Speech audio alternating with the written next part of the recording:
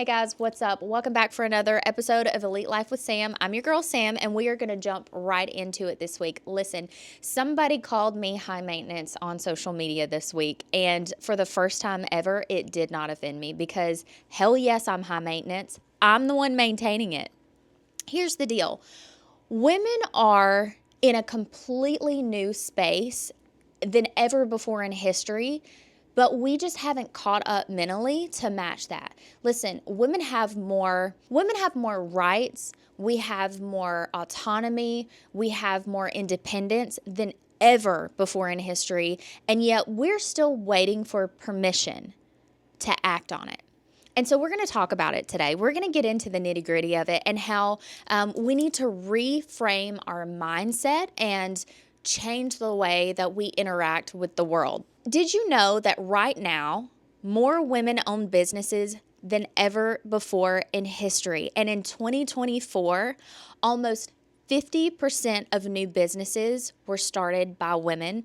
We have so much power. We have so much more pull than what we're acting like. So we have the money, we have the freedom, we have the opportunity, but we don't have the mentality yet. So we're going to work on changing that in the rest of 2025 and 2026. And like I said before, although women started almost 50% of all new businesses in 2024, in 2025 we still only own 39% of all businesses.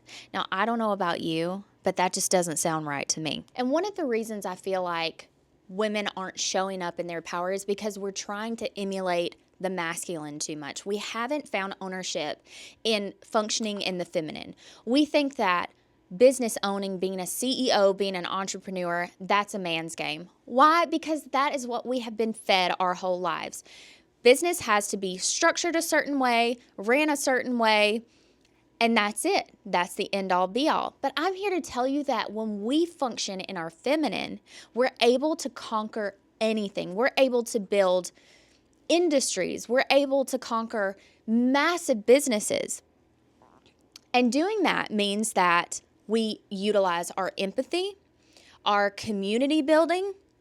We are able to multitask like no man ever could, right? Think about women for eons have been balancing budgets, households, children, schedules, laundry, menus, household, the list goes on and on and on. And if we were able to translate that into the workplace, think of all the things that we could do, all the infrastructures that we could create. We've been conditioned to think that businesses have to look the way they always have. And I can tell you by experience, I stepped into this business in 2022. It was not something that I had intended to do at all.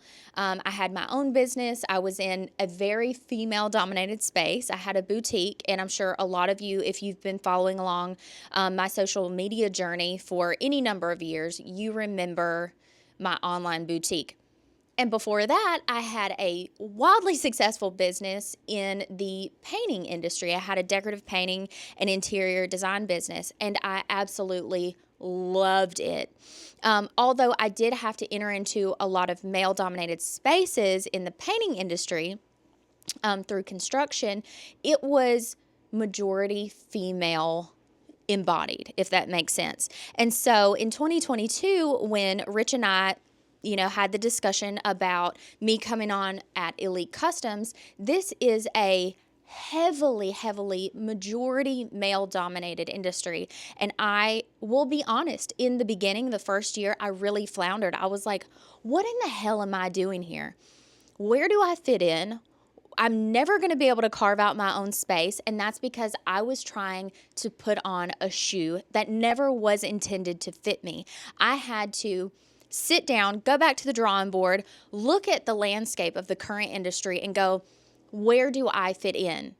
Where are the holes? Where could I make changes? And so I essentially figured out how to create my own lane in this industry, no pun intended, but in the auto customizing world, I mean, you really don't think of females as having a dominant position. And so once I looked at it, I thought, listen, I know that women drive cars. Women want to have badass rides just like guys do.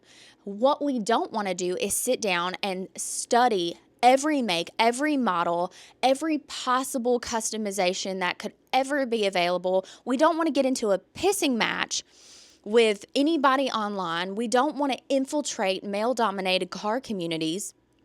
We simply want to be given the options for us with our car. Really, all we care about is what we're driving, or the car that we're planning on driving next. That's what we want to be educated about. Why? Because our time is valuable. We don't have time to sit down and look at the grand scape of the whole car industry. It's just not something that we're interested in. And so I thought, how can we open up the female consumer? Because women are making their own money. Women are emboldened to drive really cool customized cars. And we don't have to customize our cars like the guys do it. Listen, my cars look absolutely nothing like my husband's cars. And in his opinion, they're a little bit cringy. And guess what? I don't fucking care, because it's my car. I'm going to drive around a pink Cadillac CTS with a pink suede starlight roof, and I'm going to have pink seats, and I'm going to have, the wheels that I designed for myself, and I'm going to be excited about it, and I'm going to step out of it just like he steps out of his gray on gray Mercedes. I'm a Cadillac girl. Listen, I don't care why he likes it or he doesn't like it. It's my money, it's my car, and the biggest thing is I'm happy. So once your mindset shifts on what is quote unquote allowed, who told you what's allowed? So how do we shift your mindset? First, we're going to work on rewiring your inner script. Stop telling yourself that you need permission. You don't. Start affirming, I am allowed to want more. She's so high maintenance. Yeah, well, I maintain that shit. She just likes expensive things. Just because you can't afford it doesn't mean it's expensive. It's in my budget. I deserve to expand. My ambition is not selfish. It's multi-generational. Do you see the difference when you think of it in your context is different? Define success by your terms. Money, yes, but also freedom, legacy, impact, balance. So one of the things that I like to do, one of the tools that I use a lot are vision boards, but I also use proof boards. You're probably like, I've never heard that before. Okay, I get it. So each year I sit down with my husband, and the way that we bring in the new year is that we sit down with this great big canvas board, and we have all these magazines and things that we printed off, and we spend a whole night creating a vision board. And I know you all have heard about this, what it is, blah, blah, blah. But then we take our vision board from the year previous and we circle everything that we were able to accomplish. And so we don't store those vision boards. We keep those vision boards up as our proof board. So going into the next year, we know it's not just a wing and a prayer of could I possibly way out there in the future accomplish these things? Absolutely you can. Look at everything you accomplished from the year prior. Elite Customs isn't just building cars, they're building a culture. As a female owner in a male-dominated industry, we are proud to pioneer a new kind of experience with women in mind. One where women feel empowered and inspired in the custom car space. From wraps to audio and everything in between, Elite is a full-service custom shop that makes your dreams a reality. Women want badass rides too, am I right? Follow Elite Customs TN on Instagram and TikTok. Inquire online at elitecustomstn.com. By appointment only, and consultations are always free. This is going to, so it's not just about manifestation, it's about rewiring your subconscious to believe that when you set your mind to something and you set out to do something, nothing can stop you. It might take maybe a little longer than you had originally intended, but you are going to make that dream a reality. Build your circle differently. This is a big one, guys, and this one gets me in hot water all of the time. I am so picky with who I allow to be in my energy field on a regular basis. It's not that I won't stop and have a conversation with anybody. I will talk to a brick wall. However, on a day-to-day basis, I cannot have people around me that siphon my energy off. I need people around me who talk about concepts rather than gossip, that think about the future rather than complaining about the present or the past. I need people who inspire me, who also have big goals and big dreams that we can cheer each other on. And so if it feels harsh to remove people out of your immediate energy field, just understand that it is for your protection and it is literally for your success and your survival. Lead with values and vision, not ego or comparison. You need to use your power to build, elevate, support others, stop competing, and start collaborating. Listen, I cannot express enough how much comparison is going to kill your momentum, because everybody is on a different journey. Everybody's at a different point in their journey. Everybody has been given different options to choose from, different tools to utilize. And so it's only okay to compete with one person and one only, and that is who you were yesterday. If you are looking online and comparing yourself to this one and that one, or you're only seeing someone for a few hours a month and you think that you have a full scope concept of what's truly going on in their lives, I cannot tell you enough how that is going to steal everything from you.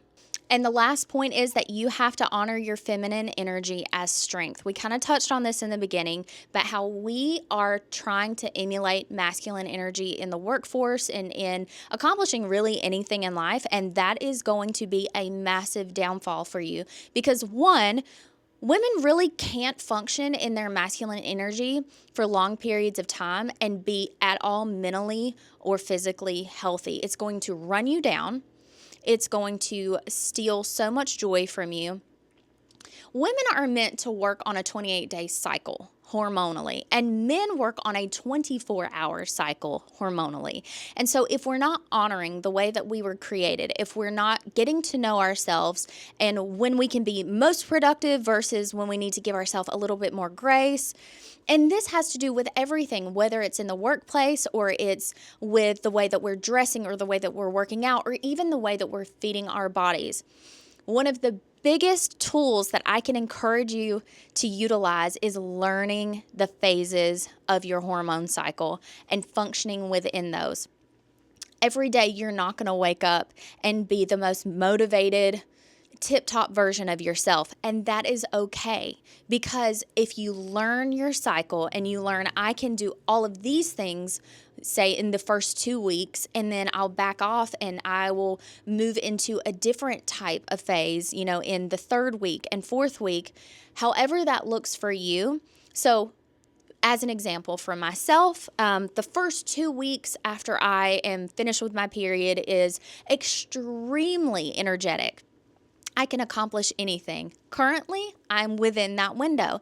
And so I am taking on everything. I'm taking on consultations and design consults and calls and meetings and I'm working with my team and I'm getting them excited and motivated, and we're putting into practice new policies and procedures, and I'm planning for 2026 in these first 2 weeks. And I know after these first 2 weeks, I'm going to start kind of waning off in my energy. And during those times is when I'm going to maybe take on slower, longer projects where I'm going to really focus in on the podcast and do some scripting and work on the back end of things. I can do a lot more paperwork in this time because I'm able to recluse into my office and, maybe do more book work during this time. And so it really is so beneficial to learn when you are most productive with what and how to schedule these things out. Stop trying to emulate a masculine schedule.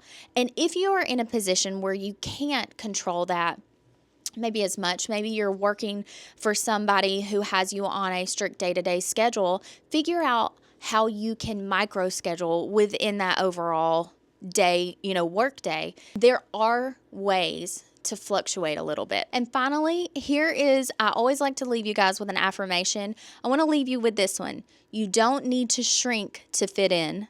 The world needs your full size, your softness, your ferocity, and your vision. I got a message from someone this morning, and it was just so strange that it came in this morning as I was prepping for this episode, and she was so sweet, and she said, "Thank you so much for being you and your videos, and you inspire me. It seems that I've lost my spark lately, and I don't know how to get it back." And although it was a very, very sweet message, it also kind of made me sad because I thought, maybe your spark isn't lost. Maybe it's just slightly misplaced for now. And I think that women, again, when we are trying to shove ourselves into a square peg into a round hole, or maybe into a way of doing things that we were never meant for, it does feel like that we have to shrink ourselves or change ourselves or morph ourselves into something that we were never meant to be. And this is my encouragement, that maybe do little micro tasks each day to take back that power and to create a new space for yourself, and feel emboldened that every little step is still a step in a positive direction. I love getting these messages from you all. Keep the comments coming, keep the messages coming, and understand that each and every one of you I read, I listen to, and I am talking directly to you when I'm doing these podcasts. Thank you so much. Look us up on all of the social media platforms, Instagram, TikTok, Facebook. We love you guys so much, and until next time, guys, see ya.